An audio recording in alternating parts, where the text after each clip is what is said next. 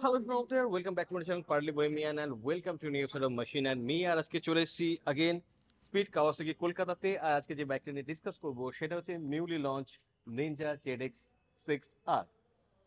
তো আগে আমরা ডিসকাস করেছি নিনজা H2 SX এসি সম্পর্কে আর আজকে করব নিনজা ZX 6R সম্পর্কে।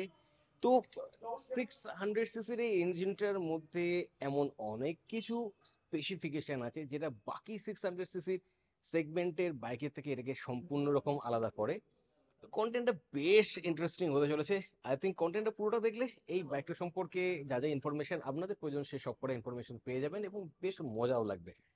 তো মেটালিক গ্রাফাইট গ্রে আর লাইম গ্রিন কালারে, এই দুটো কালারে বাইকটা পাবেন আপনি। তবে এই মুহূর্তে শোরুমে লাইম গ্রিন কালারটাই রয়েছে, যেটা কলকাতায় এই মুহূর্তে শোরুম প্রাইস 11,09,000 রুপিস।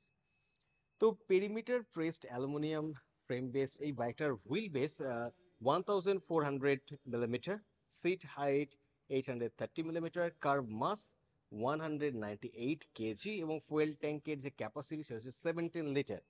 তো এই ছিল মোটামুটি কিছু ডাইমেনশন রিলেটেড ইনফরমেশন। তো ফ্রন্টে যদি দেখেন আপনারা, তো এখানে আপনি স্মুথ ফ্লোয়িং স্টাইলিংটা পেয়ে যাচ্ছেন এবং নিউ ফ্রন্ট আর সাইড কাউলটার জন্য এই বাইকটার যে লুকসটা সে লুকসটাও একটু নতুন হয়ে গেছে, একটা নতুন ফ্রন্ট লুকস বাইকটা পেয়েছে।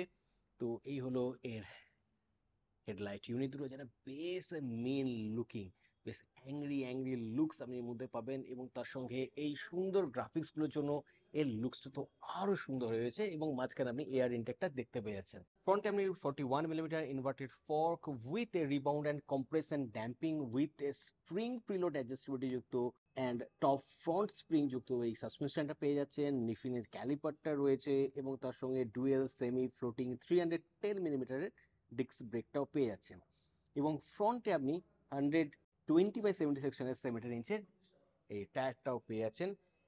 ওভারঅল গাড়িটার ফ্রন্ট লুকসটার মধ্যে একটা স্পোর্টি ইমেজ রয়েছে এবং তার সঙ্গে এখানে আপনি টার্নিং ইন্ডিকেটরটা দেখতে পেয়েছেন যেটা বডি প্যানেলে যুক্ত। নিনজা ZX 6R এর প্যাচিংটা পেয়ে যাচ্ছেন, নিচে কাওয়াসাকির ব্র্যান্ডিংটা পেয়ে যাচ্ছেন অ্যান্ড এই নতুন ডেকেলসগুলোর জন্য এটার লুকসটা অনবদ্য হয়ে আছে। এই সুন্দর ফুয়েল ট্যাঙ্কটা স্কাল্পটেড কাওয়াসাকি রেসিং টিমের ব্র্যান্ডিংটা পেয়ে যাচ্ছেন, বাটারফ্লাই হ্যান্ডেল বারটা পেয়ে যাচ্ছেন এবং এখানে সোয়া সাসপেনশন পেয়ে যাচ্ছেন যেটা অ্যাডজাস্টেবল আপনি চাইলে করতে পারেন।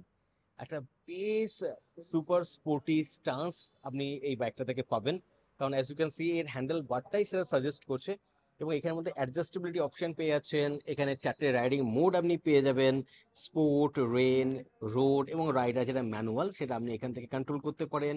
এখানে আপনি আপার বিম লোয়ার বিমের জন্য পেয়ে যাচ্ছেন, অ্যাডজাস্টেবিলিটি অপশনটা পেয়ে যাচ্ছেন, টার্নিং ইন্ডিকেটর, হর্ন, হ্যাজার্ড লাইটটাও পেয়ে যাচ্ছেন। এদিকে চলে এলে নর্মাল ইঞ্জিন কিল আর ইগনিশনের জন্য সুইচগুলো পেয়ে যাচ্ছেন এবং এটা হচ্ছে এর বিউটিফুল কিটা।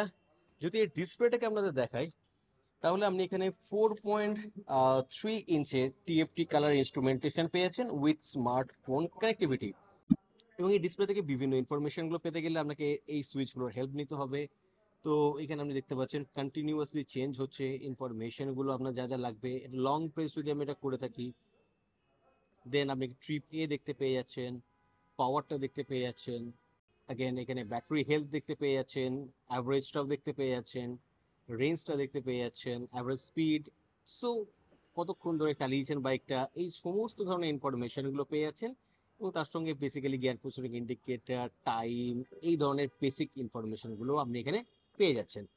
তো এই হলো ওই বাইকটার সিট। এখানে কাওয়াল দেওয়া রয়েছে, আপনি চাইলে কাওয়ালটাকে রিমুভ করতে পারেন এবং এখানেও নিনজার ব্যাচিং রয়েছে and this the beautiful seat of this beautiful beautiful bike. রেয়ারে চলে এলে আপনি রেয়ারটাতে এখানে আপনি এর সাসপেনশনটা দেখতে পেয়ে যাচ্ছেন। অ্যাকচুয়ালি এটা bottom link Uni-Trak gas charge shock with piggyback reservoir and compression and rebound damping with spring preload adjustability যুক্ত। মানে স্পেসিফিকেশন বলতে বলতে আমারই মাথা খারাপ হয়ে যাচ্ছে। আর তার সঙ্গে রেয়ারে আপনি 220 মিলিমিটারের ডিস্কটা পেয়ে যাচ্ছেন, 180/55 সেকশনের 17 ইঞ্চের হিউজ টায়ারটাও পেয়ে যাচ্ছেন এবং এটা নিনজা 600-এর ট্রেডমার্ক টেল ল্যাম্পটা, টার্নিং ইন্ডিকেটরগুলো পেয়ে যাচ্ছেন এলইডি এবং রেয়ার থেকে এই বাইকের লুকসটা কিছুটা এরকম। তো এরপর চলে আসবো মোস্ট ইম্পর্টেন্ট থিং, ইঞ্জিনের ব্যাপারে।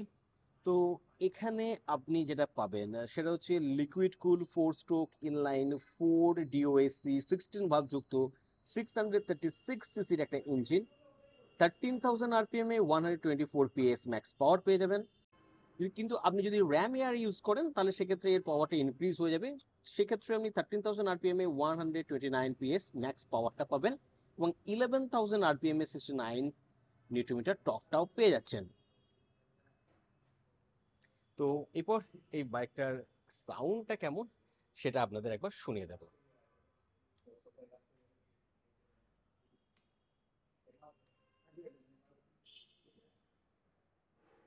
So here we go.